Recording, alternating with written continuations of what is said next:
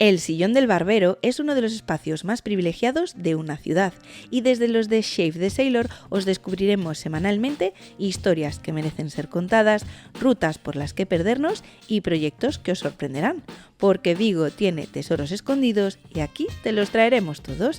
Soy Erika Vera y te doy la bienvenida a Lo que Vigo esconde. Enfrentarse al desafío de la página en blanco, de la novela que quieres escribir, que tras las primeras palabras escritas el fruto de tu preparación cobre vida y se llegue a publicar y que esas palabras, en las manos de quien se anime a leerlas, les transporte a ese universo que has construido y que ya no es tuyo, sino de los lectores. Nuestra invitada no solo nos transporta a la Roma de Augusto, lo hace a través de Julila, queriendo averiguar por qué a su madre Julia la han exiliado. Una novela histórica que explora muchas temáticas que de tan actuales que parecen nos hacen preguntarnos si es que en tantos siglos que nos separan no habremos avanzado lo que creemos.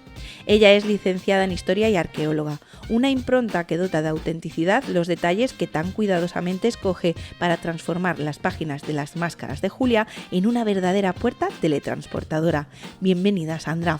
Hola, muchas gracias por invitarme. No, gracias a ti por venir, sobre todo porque estoy deseando que nos hables de tu novela y sobre todo, enhorabuena por esta obra tan recomendable, porque es una obra que desde aquí ya, si no la tienes en tus manos, cómprala.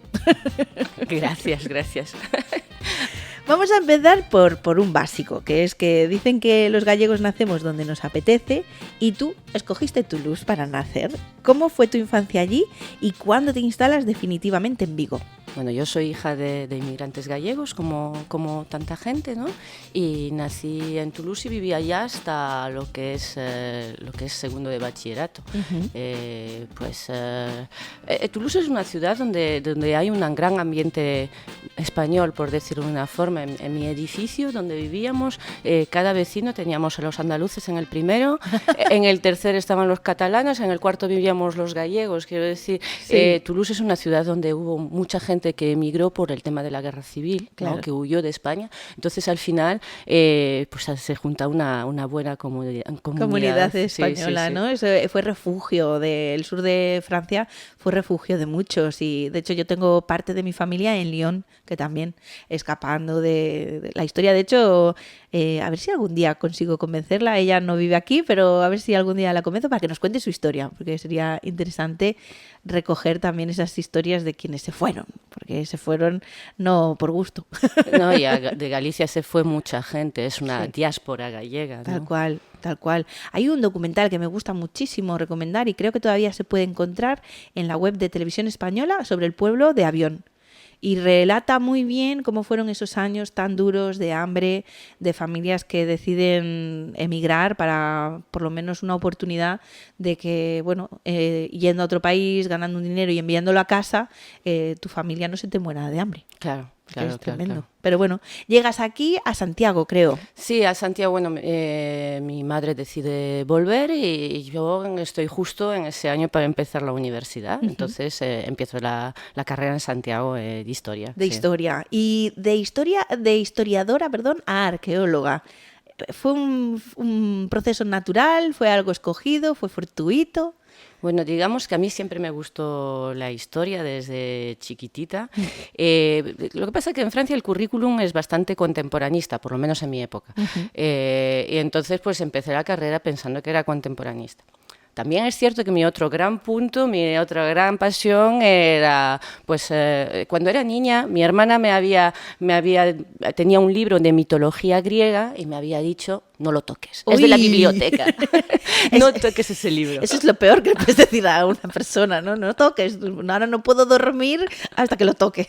Exactamente, entonces empecé a leer ese libro y me apasionó todo el tema de mitología, entonces me quedó ese lado contemporaneista por un lado y me gustaba la historia antigua por el otro. Entonces, bueno, pues cuando empezó la carrera también tenía amigos que les gustaba la arqueología, que empezaron con temas de prácticas, los veranos había prácticas en yacimientos arqueológicos y me apunté a ver y a probar. Claro. la historia antigua de por medio me estaba gustando cada vez más y ahí poco a poco se dio el cambio, ¿no? Total, te metiste tan de lleno que has pasado 20 años como arqueóloga. Sí, trabajé 20 años como arqueóloga y mi carrera la desarrollé a nivel profesional, pues totalmente, bueno, sobre todo trabajando aquí en el sur, en la zona de Pontevedra y sobre todo aquí en Vigo, vamos. Porque cuando pasas de Santiago a Vigo.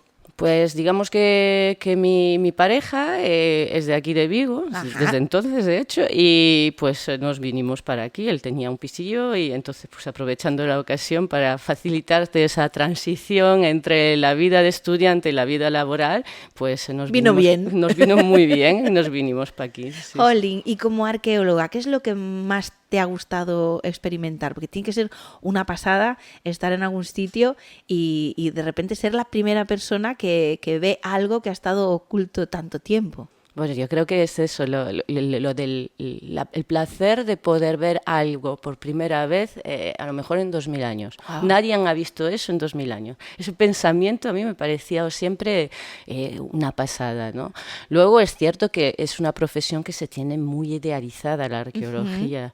Quiero decir, la gente no ve lo que hay detrás. Al final es una profesión como cualquier otra en el sentido de que por ejemplo, yo trabajaba en lo que es arqueología de gestión, que está totalmente vinculado a lo que son las obras privadas o obras públicas. Si tú estás en un sitio que tiene un área de cautela arqueológica, tienes que hacer algún tipo de proyecto arqueológico, ya sea un control de obra, ya sea unos sondeos o una excavación en área, algún tipo de intervención donde esté un arqueólogo. Y a veces, pues, un arqueólogo simplemente está ahí a pie de obra, viendo como una pala, está moviendo tierra y mirando durante horas. Y bueno, anotando absolutamente todo. También tienes que anotar desde la presencia de una tubería a que ahí sale la roca, ¿no? Eso es apasionante, suena apasionante. Por eso que entre la vida del verdadero Indiana Jones y la del arqueólogo real, que está anotando hasta una tubería y luego hace un informe sobre ello, porque hay mucho papeleo y luego estudia las cerámicas, todo eso, no tienen nada que ver. Claro. Parece mucho menos glamuroso de lo que a lo mejor uno se imaginaba. Y luego que también me imagino que debéis de ser odiados, ¿no? En el sentido de que como el arqueólogo descubra algo, nos paralizan la obra. Claro, no, en ese sentido, bueno, primero una cosa, el arqueólogo no es quien paraliza la obra. Gracias. Nosotros, en todo caso, lo que hacemos es informar a las autoridades competentes, en este caso aquí en Galicia es la delegación de la Xunta de Patrimonio aquí de Pontevedra, pues les informamos a ellos y ellos son, en todo caso, los que normalmente se paraliza solo un tramito. Okay. Se puede seguir por otro lado. Donde salieron los restos se suele mirar pues qué hay, ¿no? Se va a mirar, se va a extender, se va a excavar en extensión mayor, no tiene por qué ser todo. Exacto. Para ver lo que hay, definirlo, saber de qué época es y entonces pues poder tomar una decisión. Claro. Porque al final que los restos queden enterrados, y eso es algo que quiero dejar patente porque la gente no lo tiene muy claro, que los restos se entierren de nuevo no significa que se destruyen, significa que se están conservados muchas veces, no se han destruido, a veces sí se destruyen, pero otras veces simplemente quedan ahí enterrados y por lo tanto conservados para una siguiente generación que puede decidir ponerlos en valor. Totalmente, porque esto también es muy interesante. Pareciera que la mejor manera de tener un resto arqueológico es en un museo expuesto, pero también hacer eso lo expone a la degradación propia de estar fuera, ¿no? Bueno, primero que si lo llevas al museo lo estás sacando de su contexto. De su contexto. Eso es una primera cuestión. Y luego, bueno, sí, dependiendo de qué tipo de resto estamos hablando, a veces extraerlo pues significa, si no vas a tener el dinero para invertir para su conservación, pues puede significar una degradación, ¿no? Entonces, bueno, a veces si no hay tampoco medios para ponerlos en valor, los restos simplemente se quedan ahí enterrados, ¿no? Es algo que ocurre. Ok. Cuando nosotros hablamos de Vigo, somos muy conscientes de que bajo nuestros pies hay muchísimo más de lo que pudiera parecer. ¿Tú qué es lo que te has encontrado que te ha hecho especial ilusión? Bueno, por un lado, por ejemplo, encontré lo que vendría a ser una suela de cuero, ¿no? En la zona de Rosalía, que fue la primera que se encontró en esa zona. En esa zona están las salinas romanas, que sabemos que hay por ahí. Bueno, realmente hay que decirlo, las salinas que hay en Vigo son las más grandes del Imperio de Occidente, ¿no? ¡Ojo! Ojo. No, esto no lo sabía. Pues sí. El Imperio de Occidente. Lo que pasa es que no se sabe y se ha destruido mucho ya. Claro. En este caso no se han conservado, se ha destruido. La zona de Rosalía lo que hay es que se ha rellenado sobre ellas, hay hasta 10 metros de relleno. Entonces, si tú excavas esos 10 metros de rellenos, pues debajo vas a encontrar ya los niveles arqueológicos. Y en esos niveles arqueológicos tienes una necrópolis romana de época tardorromana, de los siglos 5 por ahí. Y después tienes por debajo lo que es la salina romana del siglo I. Tienes diferentes estratos, diferentes épocas. O sea, ellos mismos también tapaban lo suyo. Claro, eso es algo que no solo hacemos nosotros, se ha hecho durante todas las épocas, ¿no? Vale. ¿Y por qué tiene ese valor esa sandalia de cuero? Porque el material orgánico no se suele conservar. Entonces, en este caso se da la circunstancia que sobre la salina romana se depositó un nivel de lodo, ¿no? Y ese lodo, como pues pasa en los países nórdicos, pues hace que se conserve la materia orgánica. Tenemos en algunos países en el norte, pues hasta drácars enteros conservados. En este caso, pues se ha conservado, por ejemplo, una bandeja de cuero, ¿no? Por ejemplo. Y si seguimos bajando en estos niveles, en la misma zona de Rosalía hasta hay un bosque prehistórico. ¿Un bosque? ¡Wow! Sí. Y esto todo gracias al lodo. Gracias a los lodos. En este caso es una zona así técnicamente llamada intermareal, ¿no? Entonces tenemos niveles de arena y de lodos que se van depositando unos sobre otros. Y esos lodos, por ejemplo, hace que se conserve la materia orgánica. Claro, por eso es tan guay cuando te untan a ti de lodo, ¿no? O sea, hay que untarse en lodo para que nos conserven bien. Claro, modo spa. Modo spa, totalmente. ¡Oh, qué interesante! O sea, que tenemos hasta un bosque prehistórico bajo nuestros pies, fosilizado.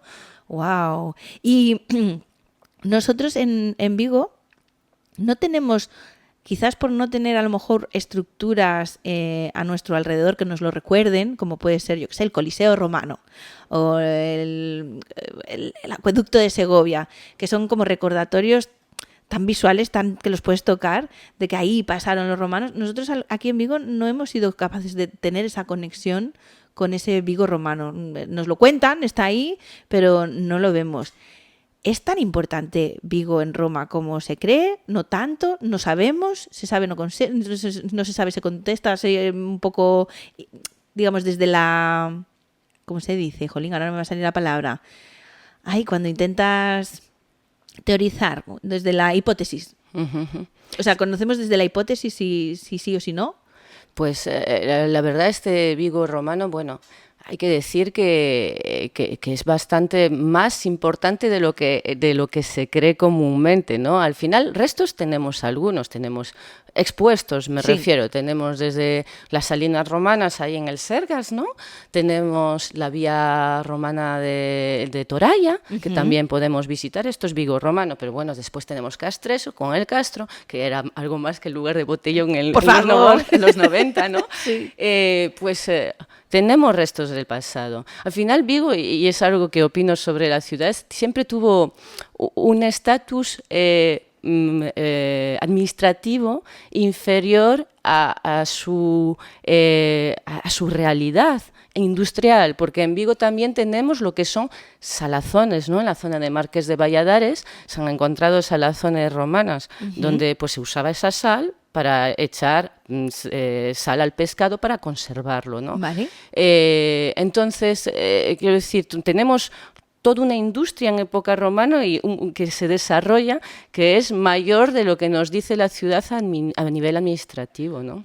Como hoy en día... Sí, que la capital es Pontevedra, ¿no? Que la capital es Pontevedra. Sí, ¿qué dices tú? ¿Cómo puede ser? Si somos la ciudad más grande donde está todo el jaleo, pero a nivel administrativo no somos capital de Bueno, de hecho ya lo hiciste en ese programa, no sabemos ni cómo se llama la ciudad. Total. Para quienes no sepan, tenemos un episodio especial sobre el Vigo romano que me pareció maravilloso porque al final combinábamos a 3 especialistas de 3 áreas distintas charlando sobre Roma y sobre Vigo en esa Roma. Y aquí nos hemos hecho Team Búrvida, porque al final nuestro escritor nos lo contó muy bien, tiene un libro muy bien argumentado y yo no voy a entrar a discutir con nadie, yo soy de su team hasta que se demuestre lo contrario. Y ahí sí que te queda esa sensación, ¿no? De decir, claro, ¿cómo no puede haber un registro de Vigo? Y a lo mejor es que sí lo hay, pero lo estábamos buscando con otro nombre o con otros ojos, ¿no? Sí, nos falta esa inscripción que nos diga, aquí estamos, Exacto, Esto es Vigo, claro, es que es complicado porque sí que hubo lugares que han mantenido su nombre o se puede rastrear mejor cuál era el nombre romano de esa localización. Nosotros no, nos falta ahí. Claro, a lo mejor aquí había pues un montón de comercio y un montón de vida, pero pues a lo mejor estaban en otro sitio escribiendo cosas, no sé. Exacto, tenemos inscripciones, pero no tenemos una inscripción que nos diga cómo se llama este lugar. Qué fuerte. Pero bueno, más allá del Vigo romano hay otros Vigos. Tenemos en la comarca de Vigo hay petroglifos, en la comarca de Vigo hay megalitismo por la zona de Madroa, por ejemplo. En la comarca de Vigo tenemos el Vigo moderno, ¿no? La muralla. Hemos encontrado el baluarte, por ejemplo, de Falperra. Quiero decir, hemos encontrado muchos tramos de la muralla de Vigo.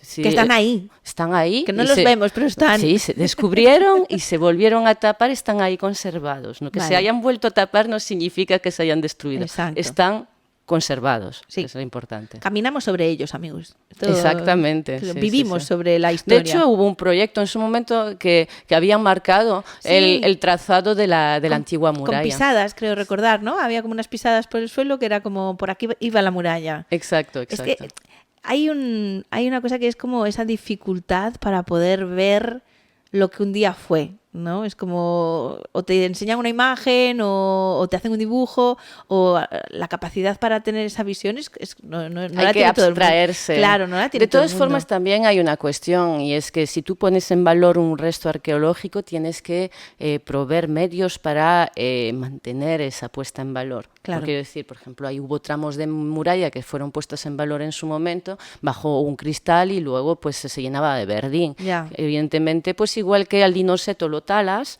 pues tienes que proveer de medios para pues que se pueda ver a través de esa vitrina arqueológica. Es muy chula, por ejemplo, la mina de agua de Neptuno que podemos ver en Segunda República. Oye, espérate, esta no la tengo controlada. ¿Cuál es? Segunda República, las escaleras mecánicas. Sí. Pues ahí hay una mina de agua que está en un cristal, sí, lo puedes ver. Pues tengo que ir a verlo. No me doy cuenta de haberlo visto. ¿Ves? Es que también hay un poco la cotidianidad, ¿no? Es decir, como tú vives el día a día de tu ciudad, no la ves con los ojos como a lo mejor cuando te vas de visita a otra ciudad. Claro. Que vas más a la búsqueda, vas de una forma activa buscando todo eso que tiene la ciudad para que tú descubras. Pues es muy chulo también todo lo que hay alrededor en el Castro, en el Monte de Castro. Sí. Pusieron en valor ahí unos antiguos túneles y así. Sí, muy chulo, la verdad. Sí. Bueno, no me quiero expandir mucho en esto porque quiero meterme a tope con las máscaras de Julia.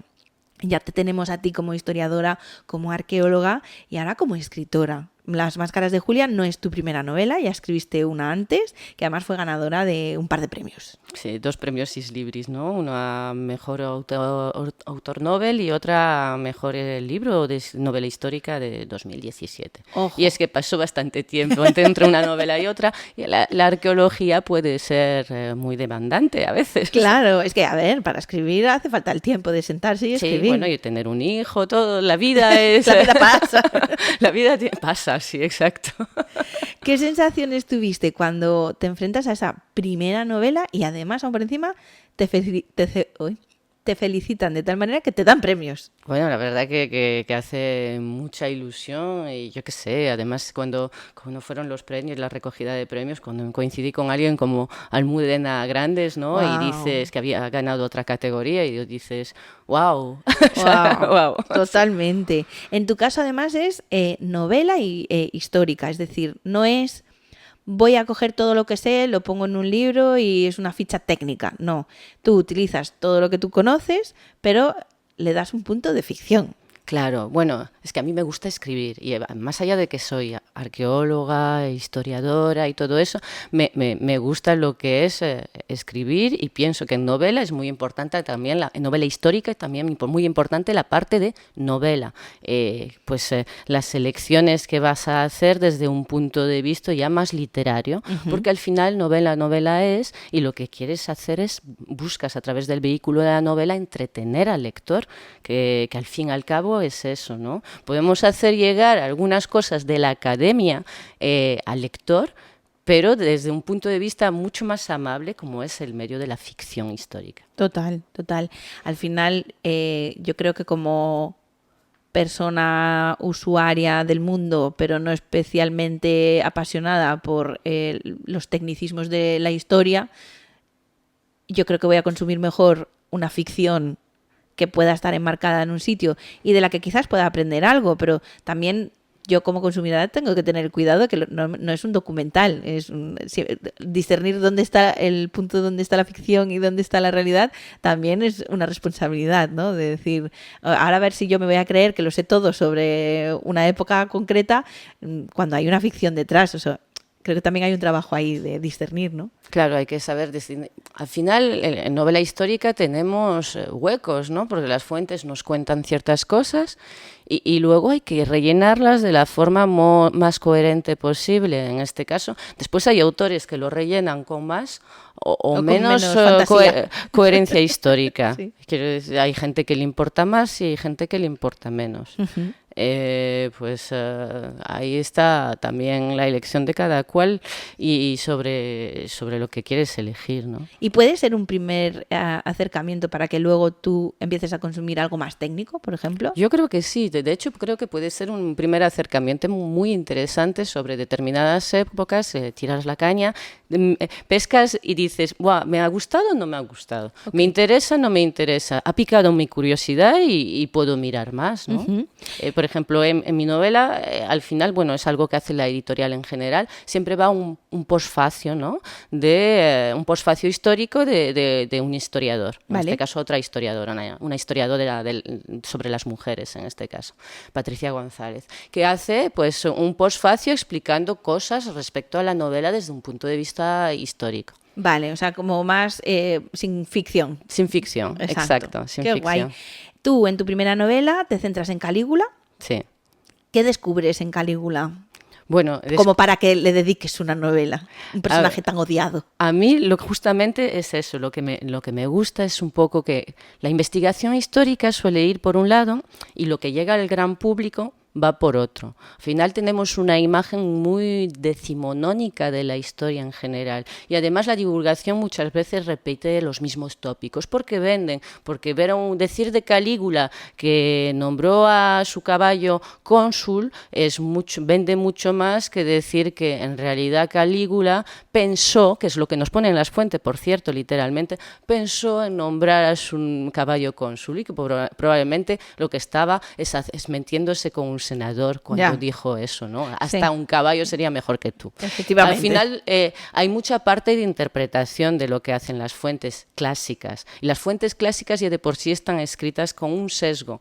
Es una de las primeras cosas que te enseñan cuando estudias la carrera de historia, que tus fuentes tienes que mirar de dónde salen y por qué se han escrito. Igual que cuando hoy en día leemos un periódico, pues dependiendo del periódico que vayamos a leer, pues va a tener un sesgo u otro. Creo que es algo que todos entendemos. Totalmente. ¿No? Mi padre, de hecho, lo primero que me enseñó cuando empezó a ver que yo tenía intereses políticos, yo era muy, muy pequeña, yo 11, 12 años, yo fui muy guerrillera siempre, me bajó al bar, donde bajaban a tomarse su cafecito al mediodía, y me cogió todos los periódicos que tenían, porque un bar suele tener todos, pues como tiene múltiples clientes, pues para todos los gustos. Me hizo escoger una de las noticias de portada que me hubiera llamado la atención, porque no me obligaba, simplemente me dirigía. Dice, vale, esa misma noticia quiero que la leas en todos los periódicos y a ver qué conclusión sacas. Y te dabas cuenta perfectamente de la línea editorial, hombre, no en la primera, pero se convirtió en un hábito. Entonces acabas desarrollando ese ojo para entender quién está hablando, por qué está hablando y esa misma noticia, cómo se puede contar de maneras tan distintas. Claro, y volviendo a Calígula, lo que nos pasa es que nos ha llegado Calígula, no digamos que una de sus políticas tuvo bastante enfrentamiento con lo que es el Senado. ¿Y qué pasa? Que las fuentes clásicas están escritas por senadores, por lo tanto con una óptica senatorial. Al final, muchos emperadores que tenemos una idea de que fueron malos, pues fue porque se enfrentaron al Senado y ellos, claro, en las fuentes los pusieron a caldo. Obviamente. Así que el trabajo del historiador es intentar buscar un punto medio. En el caso de Calígula directamente se lo deshumanizó. Al hacer mi novela lo que planteé es humanizarlo. Humanizarlo, quiero decir que no es idealizarlo, es buscar un punto medio, porque el mundo no es ni blanco ni negro. Totalmente. Está lleno de grises. Con las Julias, que bueno, primero vamos a explicar quiénes son las Julias, que son la hija y la nieta de Augusto. Augusto es el primer emperador de Roma. Pues con las Julias pasa lo mismo, ¿no? Lo que se sabe de las Julias, lo que ha llegado al gran público es que fueron unas adúlteras. Porque lo más fácil siempre para condenar a una mujer... Por favor, claro que sí.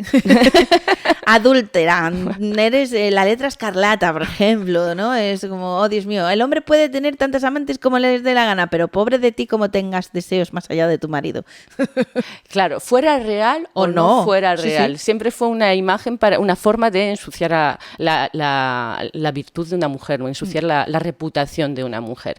Y en el caso de ambas Julias, tanto de Julia la Mayor como de su hija, y por lo tanto la hija es la nieta de Augusto, Julia la Menor, pues lo que se cree, lo que la investigación histórica ha, digamos, excavado para saber lo que había pasado, pues se cree que hubo sendas conspiraciones contra Augusto. Y bueno, para Augusto era más fácil decir, pues mi hija o mi nieta son unas adúlteras, que reconocer que dentro de su propia familia habían conspirado contra él. Claro, qué humano esto. Al final es que siempre fuimos humanos, hace 2000 años también. Yo creo que es algo contra lo que hay que luchar, lo de esa imagen del romano que declama. El romano era un ser humano, era un italiano. Sí. Aunque no hubiese Italia, ¿no? Pero era lo mismo que nosotros. Es que ahí sí que a mí siempre me chocó esta imagen de como... Cuanto más atrás en el tiempo te vas, como que les tratas en tu cabeza como menos capaces o como más bárbaros, como más, no sé, como que no son iguales a ti. Y realmente, si nos vamos a la básica biológica, no hemos evolucionado. O sea, lo mismo que estoy yo aquí, podría estar mi cuerpo igual, mi mente igual allí. Lo que cambia es la cultura y lo que cambia es la tecnología. Pero mis pasiones, mis inquietudes y mi todo van a estar ahí. Bueno, no sé si es las mismas pasiones e inquietudes, porque al final también eres hija de tu tiempo y de tu educación. Me refería más a nivel biológico, pero a ¿no? nivel de impulsos, de impulsos, de pasiones, de tu carácter, lo que es tu carácter, al final somos seres humanos y hemos sido seres humanos. Lo que varía entre un romano y nosotros, un romano del siglo I y nosotros, pues nosotros hemos pasado por 1500 años de filtro judeocristiano. Claro. Al final nuestra cultura está muy metida, bebe directamente de eso.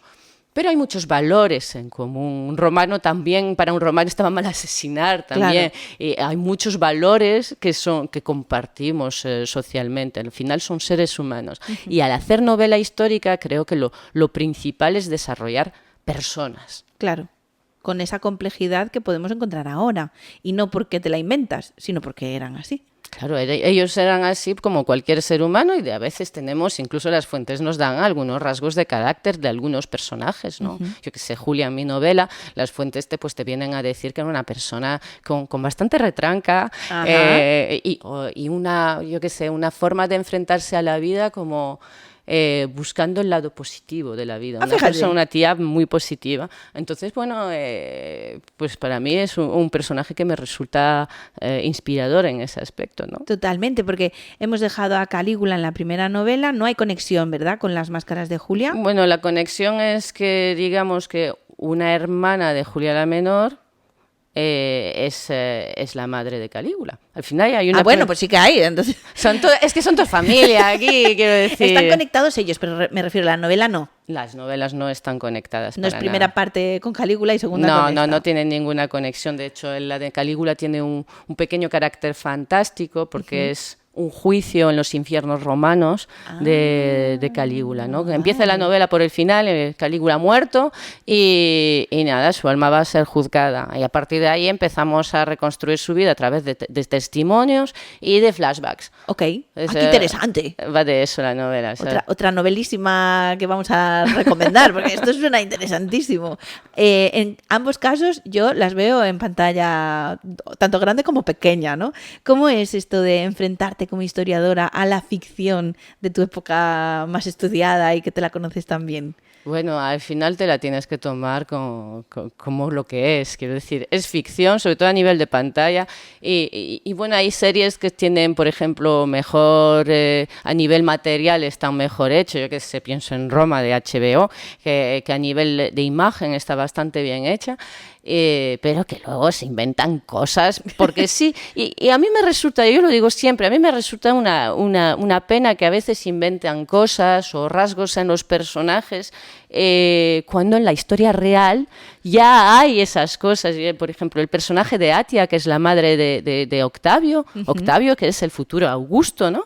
Pues a Atia la ponen como que se acostaba con Marco Antonio, que estaba como metida en política, que un poco malvada, madre controladora. Sí. Bueno, lo de madre controladora es real, que Atia nos la dejan como una madre controladora en las fuentes, pero todo el resto es todo ficción. Es todo ficción. Y sin embargo había un personaje como es Fulvia, que fue la mujer de Marco Antonio, que no aparece en la serie, que fue un personaje apasionante y con cierta mala leche, hay que decirlo, que en la vida real. Bueno, Fulvia se cabreó con Cicerón, cogió una pinza del pelo y se la clavó en su cabeza una vez decapitado, para decirte una cosa, tenía mala baba Fulvia. Ajá. La historia real puede superar ampliamente la ficción. Seguro, eso te lo creo. Yo como fan de Roma que fue una serie que me apasionó. Fue en su momento un shock televisivo. Era la primera, o sea, siempre digo lo mismo, no habría Juego de Tronos si no hubiera habido Roma. Fue la apuesta en un momento donde el cine era Dios en la tierra, fue la apuesta de que una serie tuviera un presupuesto tan alto para plasmar la Roma antigua. Y a mí que era una serie que me encantaba, yo siempre digo, ¿qué me llevo yo de esa serie? Pues que te podías imaginar esa vida y a esos personajes. Quizás por economizar hicieron que estos dos personajes se fusionaran. A lo mejor le dieron a una las características de la otra. Puede ser, no lo sé. Bueno, pero yo creo que podrías haber mantenido un guión coherente manteniendo la historia. Eso Totalmente. Es lo que a veces reprocho a las series, porque al final te inventas cosas cuando la historia real está ahí. Está ahí. Totalmente. Es lo que hay que valorar, ¿no? Totalmente. No hablemos de Gladiator, ¿no? Esta gran odiada por los historiadores. Bueno, yo lo digo, la Gladiator 2 no la he visto. La 2 no la he visto porque todo el mundo me ha dicho, bueno, más allá de que ya me he enterado de todos los desbarajustes históricos, pero la 1 era un desbarajuste histórico, ¿eh? Sí. Pero la 1 era una peli entretenida, una peli épica, ¿no? Sí. Pues la 2 no. Eso es lo que me han dicho. Eres capaz de perdonarle, ¿no? Las incongruencias históricas mientras te den una buena peli. Bueno, como cualquier peplum, ¿no? Por ejemplo, yo qué sé, Gladiator bebe de la caída del Imperio Romano, ¿no? De ese peplum. Pues puedes perdonarle eso. Pero ¿por qué no dices, realmente tiene pretensiones históricas? Pues no lo sé. Pero la 2, pues, a ver, no puedo juzgarla porque ya te he dicho que no la he visto, pero por lo que me han dicho es que no la veo, bueno, me han dicho vela y juzga, pero siempre que me quise poner a verla, me echó para atrás decirme, es que me han dicho todo el mundo que es mala peli. Entonces, si te quieres sentar a verla y dices, uff, qué pereza. Pero es que pero esto sí que pasa mucho con el cine. A mí a veces cuando me han dicho tienes que verlas buenísimas, no sé qué, no sé cuánto, luego no me ha gustado porque me he hecho unas expectativas tremendas, y luego al revés, cuando me han dicho que es terriblemente mala y la veo ya por venga, va, voy a verla, y luego es como, pues no era tan mala. A lo mejor eso puede ser. Te puede pasar, porque... Bueno, a mí me pasó hace poco con Sirat, que ¿sí? tenía unas expectativas y me quedé en plan, bueno. Es que las expectativas tienen ese doble rasero. Te pueden hacer mucho bien y te pueden hacer mucho mal. Entonces, con Las Máscaras de Julia no vamos a jugar a ese juego. Yo la recomiendo mucho porque aparte me parece, antes apuntabas a este Octavio que se transformará en Augusto. Tú me has hecho aquí la tercera temporada de Roma, que no la tenemos hecha, nos la cancelaron por desgracia, y de repente tú has enlazado ahí. No, bueno, realmente sí, es como si fuera la tercera temporada de Roma. Sé que no es intencional, pero de repente es como, oye, pero ahí está. Para los que nos quedamos con ganas de una tercera temporada, ya tenemos este libro que nos puede ayudar un poco a volver a esa Roma que nos dibujaron. Sí, y en este caso visto a través de mujeres, que no es tan común, ¿no? En este caso la novela arranca con Ovidio, el poeta Ovidio, pues que le viene a decir a Julia la Menor, a Julila en la novela, que no todo es lo que le han dicho y que a lo mejor debería investigar y ver lo que hay detrás de la condena de su madre. Que Roma entera lo puede creer, pero que a lo mejor ella no puede creerse lo que le han dicho. Y la novela arranca así, ¿no? Qué interesante. Y Julia la Menor, Julila, va a investigar sobre la vida de su madre. Hasta que luego ella tomará su propio camino, porque también está la parte de reconstrucción del pasado y están las propias acciones que luego emprende Julila. Esto que dices de la mirada de la mujer, yo creo que nos está pasando en todos los aspectos. Medicina, historia. Es muy reciente que la mujer puede influir de manera directa en lo que se hace y en lo que se dice en el mundo. Esto es muy reciente y quizás hasta no hace tanto a Roma siempre se la ha visto desde una perspectiva masculina. Ni mejor ni peor, simplemente como que ahora vosotras como historiadoras quizás lo mismo que un ojo masculino pudo ver, lo ve desde otra perspectiva. Es que al final la historia durante mucho tiempo fue una historia meramente política, ¿no? ¿Vale? Muy política, pues sobre todo hasta el siglo XIX, así. Entonces, al ser una historia muy política, pues evidentemente la mujer desaparecía del mapa, porque la mujer, desde el punto de vista objetivo, no ostentó un poder político real. Pero lo que pasa es que a partir de los años 20 del siglo pasado, y ya estamos hablando de los años 20, que conste... 100 años ya, otra vez los ciclos de 100 años. Pues se empezó a estudiar lo que es la historia social. Entonces empezamos a estudiar lo que es la historia de lo cotidiano, hasta lo que se llama microhistoria. Pero bueno, lo que pasa es que en un inicio de esa historia social, pues se siguió obviando la historia de la mujer. Bueno, pues a lo mejor hasta que la mujer misma no entró más dentro de lo que es la vida académica y puso el dedo ahí diciendo, oye, pues que las mujeres son la mitad de la sociedad al final y que hay ciertas cosas que a lo mejor habría que estudiar sobre cómo era la vida de las mujeres en el pasado. Lo que pasa es que, claro, en unas sociedades netamente patriarcales, lo siento por el término porque hay gente que solo por utilizarlo no le gusta, pero es así, en sociedades netamente patriarcales no nos quedan a veces fuentes, o las fuentes son muy parciales para poder reconstruir lo que es la vida de la mujer, ¿no? Totalmente, pero ya solo rescato una de las frases que has dicho, ¿no? Mirar a través de los ojos lo que ha ocurrido. Resulta que a lo mejor no es que fueran adúlteras, sino que era parte de una conspiración. Claro, eso a lo mejor un hombre no hubiera tenido la capacidad de verlo, porque le dicen que una mujer era adúltera, pues es adúltera, pero otra persona que tenga una sensibilidad hacia esa realidad puede decir, oye, las dos ¿En serio? ¿Las dos adúlteras? ¿Aquí hay algo raro? ¿No te huele algo raro, Carmelo? A lo mejor aquí no iba a ser adúlteras las dos, puede ser, no lo sé. O sea, como que tenemos también otra manera de entender lo que leemos o las fuentes que encontramos, así como tú bien has dicho, que Calígula, que todas las fuentes que has encontrado, si estaban escritas por aquellos que odiaban a Calígula y que eran sus enemigos, pues obviamente a lo mejor no era tan malo. Y lo mismo pasa con las Julias, que lo que nos llega está pasado por el filtro de quienes las condenó, en este caso de Augusto. Claro. Y además Augusto, hay que decirlo, era un crack a nivel de propaganda. Entonces, aún hoy en día tenemos una imagen, es ese chiquillo listo en la primera temporada de Roma.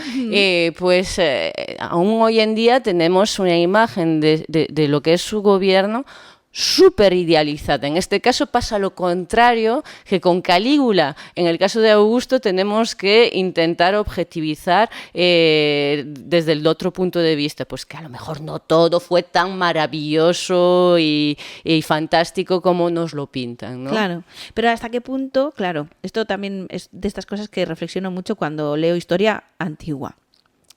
¿Hasta qué punto ciertas figuras se utilizan para reforzar valores contemporáneos?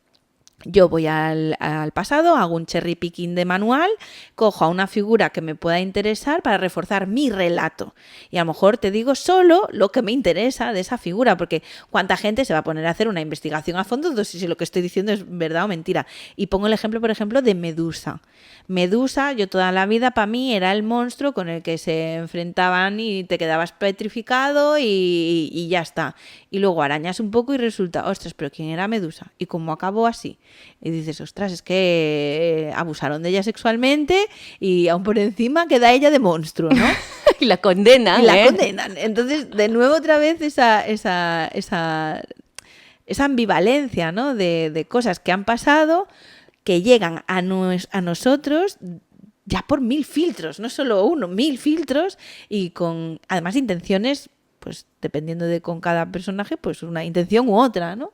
Bueno, en este caso no sé si es una intención, sino también un reflejo de una forma de pensar. Al final, hasta hace 2 días, era así. Y si a ti te violaban en la Galicia rural de hace 50 años, era tu culpa. Sí. Algo harías mal. Sí.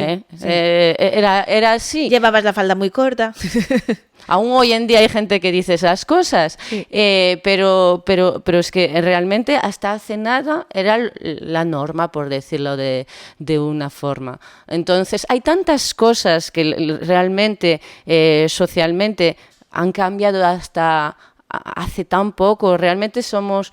Bueno, tú y yo somos más o menos de la edad, y somos como una de las últimas generaciones que ha podido tocar un poquito, rascar esa Galicia rural y ese carácter, esa forma de ver el mundo que es tan diferente a la actual, pues que es mucho más globalizada. Total. A mí, por ejemplo, esa forma de ver el mundo, que la viví a través de mis abuelos, a los que quería muchísimos, pues esa forma de ver el mundo creo que es bastante inspiradora a nivel de novela histórica, por ejemplo, porque te da una visión antropológica de otra forma de ver las cosas y que eran vistas de forma totalmente natural. Sí. Cosas que a día de hoy siguen sucediendo en otros países y que siguen teniendo normalizadas, nosotras ya las hemos superado, gracias a Dios, pero te hacen entender también, ¿no? O sea, como, esto ya pasó aquí, está pasando ahora en otros lugares. Bueno, si nosotros hemos salido de aquí, ellos también van a poder salir. De alguna manera también hay hojas de ruta en estos cambios sociales que podrían ser aplicados de alguna forma, ¿no? Sí, desde luego. Pero bueno, al final te permite acercarte a ello, ¿no? Yo qué sé, mi abuela que me decía, muller que anda de noite non é muller nin cousa boa. Es verdad. Yo que, dices tú, a los ojos de nuestras abuelas, Dios mío, ¿cómo les habrá costado aceptar el mundo que que han vivido, ¿no? De decir, pero ¿y esto? O sea... Entre su mundo de jóvenes y el mundo que han dejado. Sí, totalmente. Es como, esto no tiene nada que ver. Yo recuerdo, mi abuela le costó mucho aceptar ciertas cosas que pasaron, pues como el divorcio de mi madre. Lo mismo ocurre. Exacto, es como, pero no, tal. Mi madre se separó y para mi abuela fue un drama total, absoluto, en plan, qué vergüenza. Sí. Y eso fue hace tan poco. Claro, un telediario. Un telediario, estamos hablando, bueno, en mi caso, de los 90, ¿no? Sí. Quiero decir, al final son sociedades que la sociedad nuestra, Occidente, ha evolucionado hasta hace muy poco. Y tenemos, por eso que hablaba, Roma está muy lejos en el tiempo, pero mucho más cerca en lo que mores y costumbres de lo que creemos. Yo qué sé, Julia, una de las protagonistas, bueno, las dos Julias en realidad, se casa como se casaban las mujeres en esa época, alrededor de los 13 años. Ojo, ¿eh? Pues en cuanto tienes la regla, ya te consideraba mujer y por lo tanto ya te casaban. Bueno, a nosotros nos puede chocar, pero yo es lo que, volviendo a la Galicia rural, yo tenía la tatarabuela Bárbara, de la que me hablaba mi abuela, y me decía, se casó y jugaba a las muñecas, porque tenía 13 años. Quiero decir, eso es una historia que quedó en mi familia. A mi abuela ya le chocaba, evidentemente, pero estamos hablando de mediados del siglo XIX. Sí, que no fue tan atrás, y tenían 12 y 14 hijos, y claro, es que... Esto es una cosa que es común en todas las épocas, yo creo, no creo que sea solo culpa nuestra o cosa nuestra, que es el presentismo, ¿no? E intentar juzgar el pasado con los ojos del presente, ¿no? Claro, es imposible. O sea, a día de hoy tú dices que vas a casar a una niña aquí en Berín de 13 años con un señor de 28 y, bueno, sales en todos los telediarios. O sea, van a impedir esa boda como sea.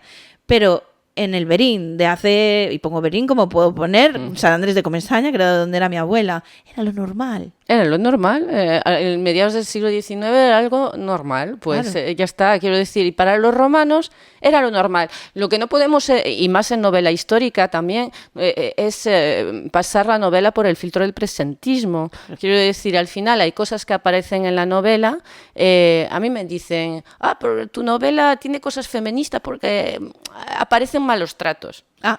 Eso me lo han dicho. Y hombre, por ejemplo, Ovidio es un personaje de la novela. Vale. Ovidio, en sus poesías, pues dentro de sus relaciones que describe en sus poesías, aparecen directamente malos tratos, como que le pegó, que le arrancó los cabellos a su amante y no sé qué, pues porque a lo mejor le engañaba con otra o no. Claro. Entonces, si aparecen esas cosas, si estás describiendo una relación, incluso de Ovidio mismo, pues evidentemente que aparezca no es parte del contexto de la época. Es como si lo obviaras, de hecho, estarías maquillando y obviando una parte de lo que era común en las mujeres. Al final, los malos tratos, como volvemos a lo que estábamos hablando, hasta hace 2 días eran vistos como algo supernatural. No solo natural, sino como obligación del marido. Claro, porque hay poner en cintura a esta mujer, ¿sabes? Claro. Pues era algo natural. Entonces, que no aparecieran, pues sería mentir. Es una cuestión más. Y no es feminista, vuelvo a lo mismo, no es feminista. Es como si me dices, aparece superstición en la novela, porque los romanos eran supersticiosos. Pues no es que mi novela sea esotérica, es parte del carácter. Totalmente. Y que pasa también una cosa con esto, que si no sabemos de dónde venimos, podemos repetir lo que ya pasó. Es decir, de un tiempo a esta parte, en el cine, en las series, se está como revisitando todo, queriendo, claro, eliminar escenas incluso, tocando a los libros sin el permiso de sus autores, porque sus autores ya están muertos, y queriendo como borrar algo que pasó. O sea, es que el pasado ya pasó, no lo puedes borrar, lo que puedes es aprender de él.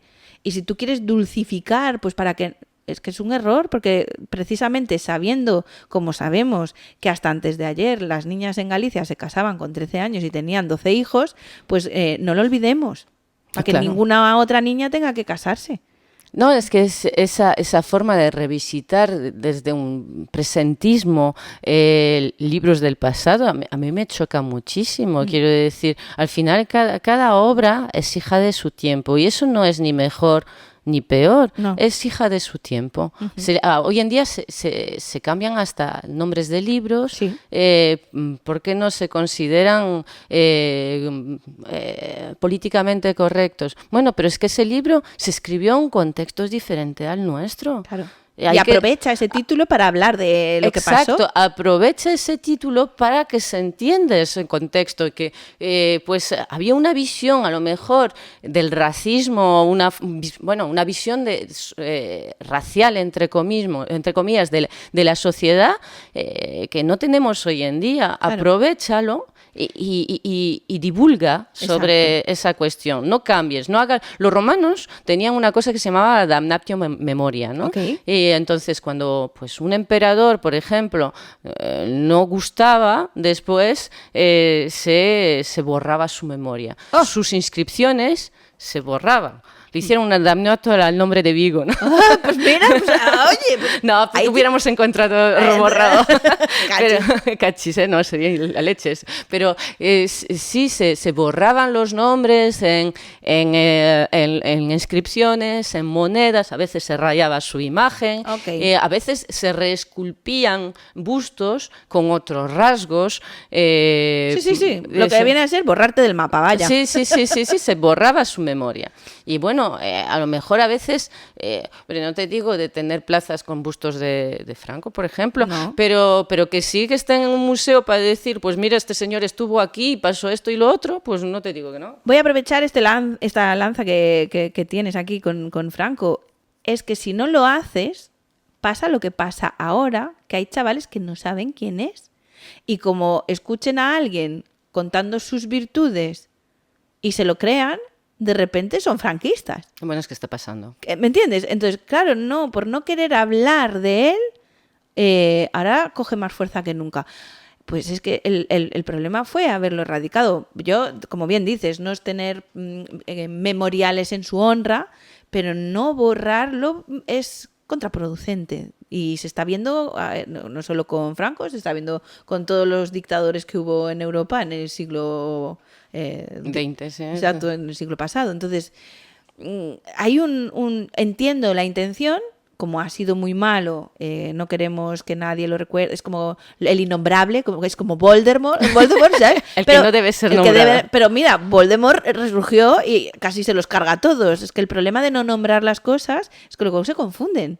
Totalmente. Y acabamos llamando a lo que no es de la forma, en fin, que me lío yo sola con estas cosas, pero pasa ahora. Ha pasado, sí. O sea, imagínate, mucho que eso sería también a lo mejor interesante estudiarlo, ¿no? Ese borrado, a lo mejor la repercusión que tuvo ese borrado a lo mejor más adelante.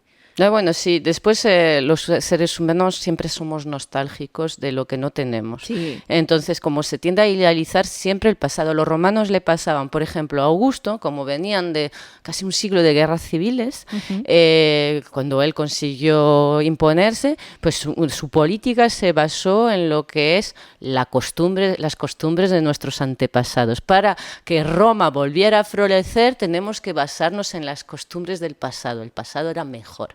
O sea, esto lleva pasando toda la vida, entonces.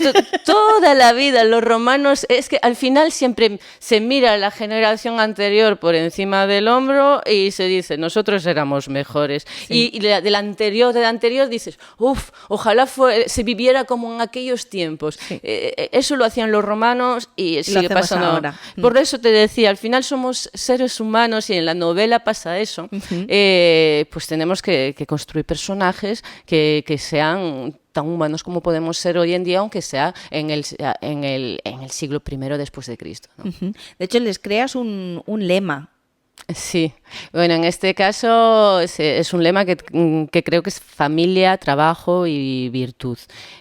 Bueno, porque recoge un poco los valores de Augusto, ¿no? Pues lo que hablaba hace un momento, lo de esa idea de volver al pasado para armar esa Roma eterna, para reconstruir Roma. Me pareció muy interesante, bueno, hay un autor, Ronald Syme se llama, que en su momento, en contexto de la Italia fascista, hizo una comparación entre el régimen de Augusto y el régimen de Mussolini. Ah, vale. Sí. Y lo cierto es que es así, hay bastante puntos en común. Luego, bueno, puedes criticar la obra porque, bueno, es de hace más de un siglo y evidentemente tenemos otras perspectivas hoy en día. Pero hay bastantes puntos en común entre la Italia fascista y el régimen augusteo, es así. Entonces, a mí me parecía, haciendo un guiño un poco a Ronald Syme y a esa obra, pues me pareció muy interesante para además marcar ese ambiente un poco opresivo de la familia de Augusto, esa imagen, esa familia de mostrar una imagen de cara al pueblo, porque al final son como una familia real hoy en día, ¿no? Esas máscaras, pues me pareció interesante utilizar un lema, una tríada como utilizaban los regímenes fascistas, ¿no? En este caso utilizo el de Vichy, ¿no? El del régimen de Vichy, que es familia, trabajo y patria. Cambió la patria por la virtud, que al final es algo que le importaba muchísimo a Augusto. Ok, y aquí dejamos clarísimo que es tuyo. Esto sí. Eso es mío, eso ya lo he dicho ya en varias entrevistas porque ya he leído aquello de el lema del régimen de Augusto. No. Que por eso decíamos al principio que, ojo, cuando lees historia, novela histórica, que hay ficción, entonces tú a lo mejor no eres capaz de discernir dónde está el punto de ficción que le pone el autor y lo que es real. Claro, luego es totalmente coherente con los valores del régimen augusteo, incluso de los valores dentro de su propia familia, porque hay que decir que a Julia, por ejemplo, se sabe cómo se la educó y se la educó de una forma muy retrógrada dentro de lo que es el mundo romano. Okay. A Julia, por ejemplo, le enseñaron a tejer. Quiero decir, nos puede parecer, bueno, es una mujer romana que tejía, pero en el siglo I, en la época de Augusto, las mujeres y más de una familia perteneciente a la nobilitas, o sea, una familia como la suya, pues ya no se hacía lo de tejer. Eso era algo que tenía 3 siglos, de la época de Aníbal y de las guerras de las guerras de las guerras púnicas, ¿no? Entonces era un concepto, como hablábamos, él se quería apoyar en esa imagen de la Roma del pasado y hacía que en su propia familia tejeran. Y decían el Senado, esa toga la han tejido las mujeres de mi familia para fardar de valores del pasado, ¿no? Luego hacía que en su casa se anotara todo lo que se decía para mostrarlo ante toda Roma y decir, mirad qué virtuosos son en mi casa. Que se anotara, que hubiese, se supone, un esclavo anotando todo lo que se decía, ¿no? Imagínate vivir así, Dios mío. Ya te digo. Por eso... Espérate que está aquí el esclavo de mi padre ya cotilleando. Espera que te doy un par de monedas y te vas a comprar el pan, por favor, que quiero cotillear a gusto. De ahí la idea de máscaras. Vale. Porque al final cada personaje en la novela tiene que ocultar cosas, ¿no? Obvio. Y bueno, de todas formas, ahí se juega mucho con lo que digo que hago y con lo que hago, ¿no? De ahí que la novela al final también está escrita de una forma coral, ¿no? Hablan diferentes voces. Es una novela escrita a muchas voces. Y juego justamente con eso, con la subjetividad, porque cada persona, tú y yo, si vemos un mismo hecho, no vamos a tener la misma percepción de ese mismo hecho. Total. Pero a veces cuando lo vamos a relatar de forma diferente y a veces, pues lo que hablábamos antes, yo puedo tener un interés que tú no tengas, entonces lo voy a modificar según ese interés. Total. En la novela juego mucho con esas percepciones que me permite introducir los diferentes matices en cuanto a lo que ha pasado. O a investigación histórica, ¿no? A teorías de la historia. Pues gracias a esas diferentes percepciones puedo jugar un poco con las teorías históricas. Y es que al final es parte de vuestro trabajo. La historia es una ciencia. Claro, la historia es una ciencia social y como tal se hacen teorías, ¿no? Pero sobre Julia la Mayor y Julia la Menor y sobre cualquier hecho. Al final todo se puede llegar a demostrar que las cosas no ocurrían de determinada forma. Al final aparecen diferentes fuentes, por ejemplo, una fuente arqueológica que nos demuestra, que nos diga cómo se llama Vigo. Y resulta que se llama bla bla. Pues dejará de ser Burbida o Vicus Spacorum o Vicus Elenio o lo que sea. La historia es algo que evoluciona, ¿no? Segundo. Y entonces, de ahí la idea también de revisitar esos diferentes personajes a través de esa evolución histórica. Quiero decir, de la familia de Augusto, pues podemos tener una idea a través de lo que es la novela Yo Claudio, la mítica Yo Claudio, de la que también hubo esa famosa serie de la BBC, maravillosa serie y maravillosa novela, pero es una maravillosa novela que se escribió en los años 30 del siglo XX, por lo tanto tiene casi 100 años y como tal bebe de la forma de hacer historia de esa época, sin esa crítica de la que venimos hablando, y por ejemplo en el caso de Julia es simplemente una adúltera y nada más, no está todas esas teorías desarrolladas sobre que podía haber una conspiración. Es decir, que podría haber un Yo Claudio actual, me refiero, a lo mejor alguien podría ponerse en... ¿Y qué pasaría si yo escribo Yo Claudio con lo que sé ahora? Bueno, pues tienes un poquito ahí de Máscaras de Julio y de la novela de Calígula. Okay. Vienes a recoger un poco de las dos novelas, pero por ejemplo sobre Claudio... hay teorías de que él formó parte de la conspiración que acabó con la vida de Calígula, que a lo mejor no era tan inocente, que sabes que aparece detrás, según las fuentes, aparece detrás de una cortina escondido y que cogen los pretorianos y lo convierten en emperador. Bueno, pues que a lo mejor no era tan inocente y que formó... Y lo convirtieron en emperador, ¿no? Follow the money, amigos. Esto lo hemos aprendido recientemente. O sea, no sé. Si alguien acaba emperador, no sé. Claro, ¿a quién favorecía que pasara esto? Exacto. Bueno, es que a lo mejor en el siglo XIX será súper literal con las fuentes. Vale. Entonces, al final nuestra imagen es todo muy decimonónica y al final a lo largo de la historia pues fue desarrollado lo que es la crítica de fuentes, ¿no? El trabajo con ellas. Vale, o sea, hubo un momento donde no se criticaban las fuentes. Exacto. La fuente decía esto y así es. Era muy literal sobre las fuentes. No voy a pensar en quién escribió esta fuente, en qué siglo, porque esto también es muy de la historia, ¿no? El de repente encontrarte un relato escrito 100 años después del suceso. Bueno, claro, es que muchas fuentes no son coetáneas a los hechos y a veces se escriben y había historiadores en aquella época y pues yo qué sé, algunos historiadores escriben en base a parte de la biblioteca de Augusto y bueno, desde la percepción que se tenía de Augusto, que se quería dar de Augusto en aquel momento y muchas veces también importa quién era el emperador en ese momento y qué pretendía ese emperador para entender lo que se escribió sobre el pasado. Claro. Son todas esas cosas que hay que mirar cuando te acercas a un autor. Y aparte, que esto es algo que cualquier ser humano puede entenderlo. Todos hemos jugado al teléfono estropeado en el colegio. O sea, imagínate si en una clase con 20 niños nos decimos el mismo mensaje uno a otro y cuando llega al final es una cosa totalmente distinta. ¿Cuánto más cuando nos separan miles de años de historia, no? Sí, bueno, es que muchas fuentes que se toman como muy literal se escribieron como 400 años después.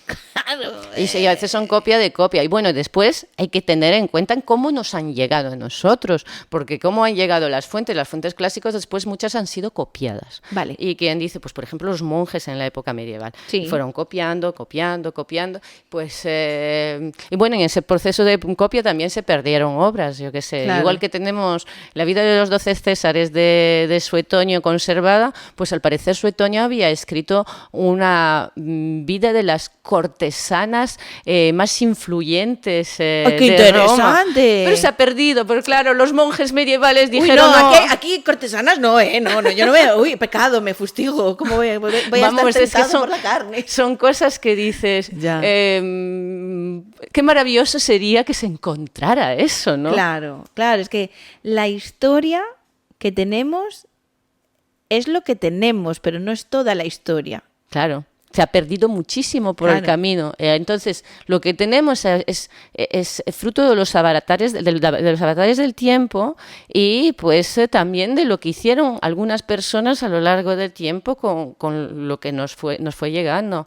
Tenemos las fuentes escritas y tenemos también pues las fuentes arqueológicas, que son inscripciones, que son simplemente los restos, que también los restos hay que interpretarlos. Claro. El arqueólogo, parte de su trabajo es interpretarlo. Y bueno, y que se haya excavado bien. Y no siempre se ha excavado correctamente. La metodología en arqueología ha evolucionado. Wow. Entonces, si no anotas todo, si no sigues la metodología arqueológica adecuada, pues se pierden un mogollón de datos. Vale. Entonces, eso dificulta la interpretación. De ahí que, por ejemplo, cuando la gente dice, ¡guau! Apareció esto y lo han expoliado. Lo que hacen los piteros muy a menudo, porque encuentran piezas metálicas a lo mejor maravillosas y dicen, ¡buah! Pero es que si no llega a ser por ellos, no se encontraría esta pieza. El problema es que esta pieza se ponen a desenterrar esa y otras, y al hacerlo están rompiendo el yacimiento arqueológico. Y ya pues todo este tema, hablaba antes de las capas, ¿no? Todo este tema de las capas los destrozan por completo. Claro. Y nosotros perdemos el registro y eso dificulta muchísimo la datación, la interpretación del yacimiento. ¿Por qué? ¿Para qué estaba ese objeto aquí? ¿Cómo estaba depositado? Claro. Porque la posición del objeto también dice algo sobre el objeto, ¿no? Sí, porque no es lo mismo que tú encuentras un resto en un relleno, digamos, porque, bueno, pues cogieron, desenterraron y lo vuelven a poner porque era parte de una escombrera, o que a que sea un depósito que han excavado, que ahí han depositado un ungüento, que no sé qué, pues no tiene nada que ver. Lo que pasa es que va a llegar el pitero y se va a llevar todo por delante y no vamos a saber si era parte de un relleno o si era un depósito, a lo mejor ritual o lo que fuera, ¿sabes? Claro, se pierde mucha información. O un entierro incluso, no lo sabemos. Jolín, es que luego esto también me lleva a decir, mira que hay discusiones sobre historia y cómo nos peleamos por algo que ni siquiera estamos 100% seguros de que sea 100% cierto. Bueno, pero después está lo que decías tú antes, ¿no? Al final la historia también se usa mucho, se reinterpreta mucho, es un arma política.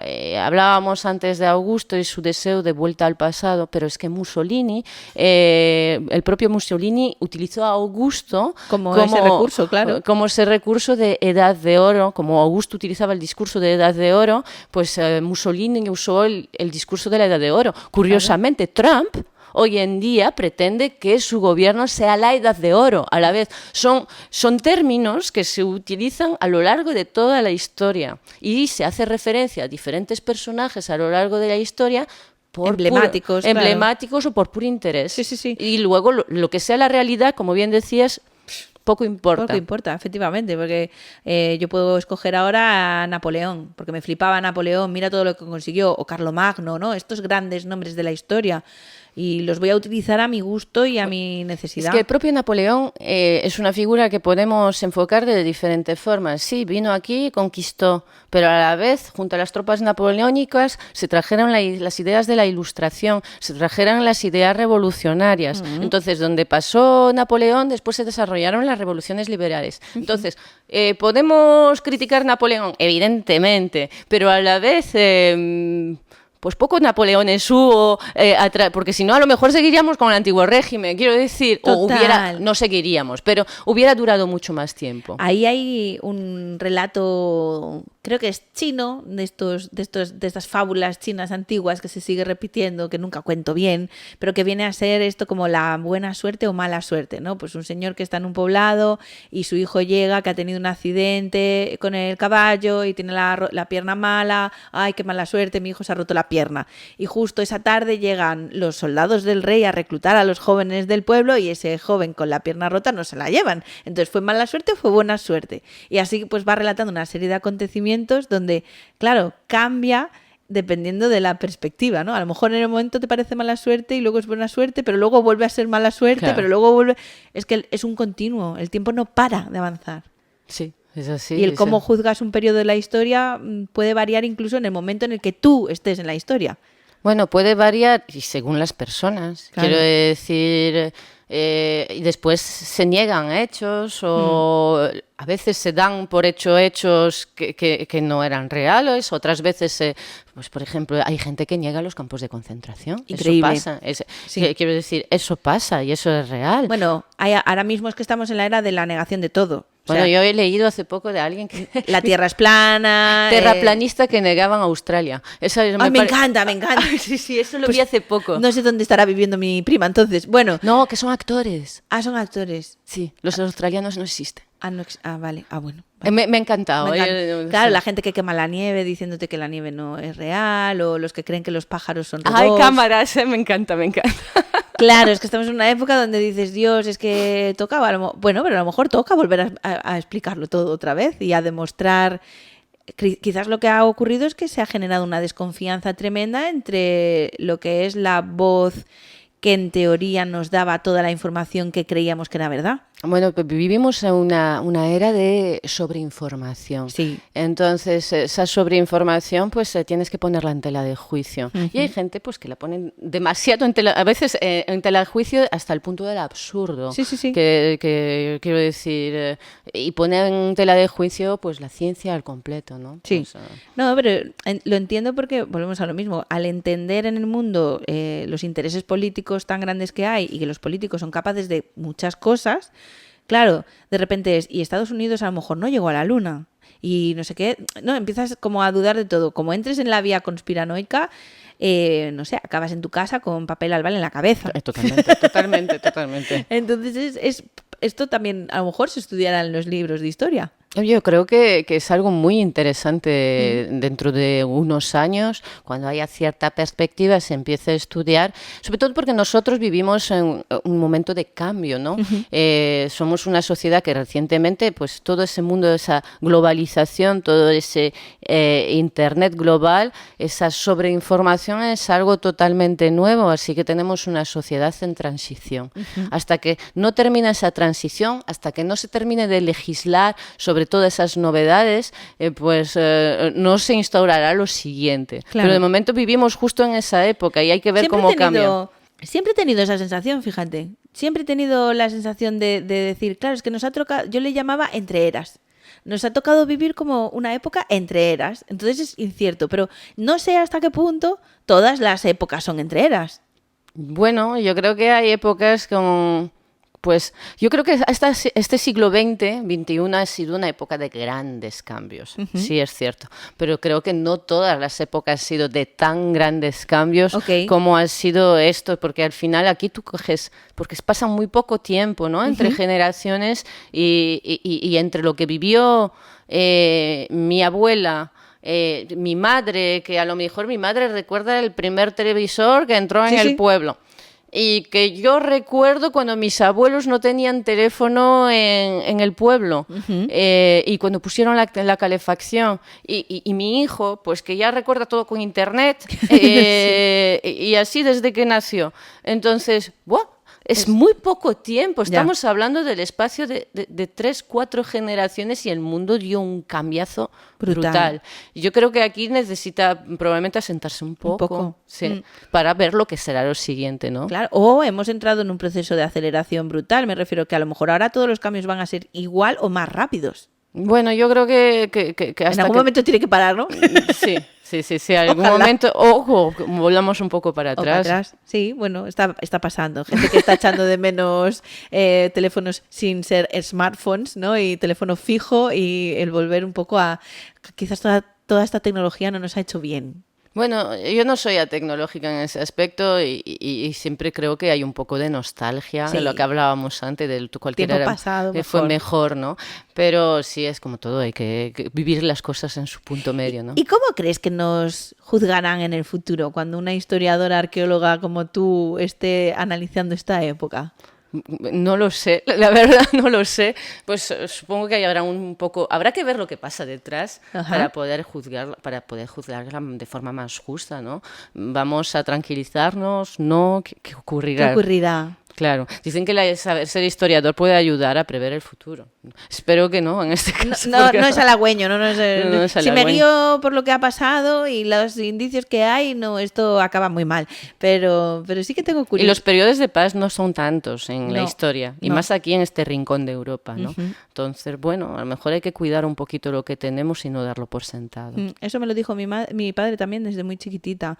Es que Erika, él siempre vivía como angustiado porque tenía este pensamiento de, es que es el periodo más largo de la historia de España donde no hay guerra. Y esto en algún momento se acabará. O sea, él ya lo daba por hecho. O sea, no sé si será hoy, mañana o dentro de 10 años, pero él estaba convencido de que yo iba a vivir en guerra. Él estaba convencido de eso. Ya, bueno, esperemos que no, ojalá que se equivoque. Pero claro, le doy la razón, ¿no? Es como, pues sí que es verdad, está en nuestra mano ser capaces de sostener esto. Sí, porque las guerras no caen del cielo. Nosotros tenemos mucho que ver con el clima de estar en sociedad los unos con los otros, de entendernos como seres que pensamos distintos, como que podemos respetar las diferentes opiniones, no estar tan a la gresca, tan peleando, porque nos hemos convertido en soldados de políticos al final, les estamos haciendo el trabajo sucio.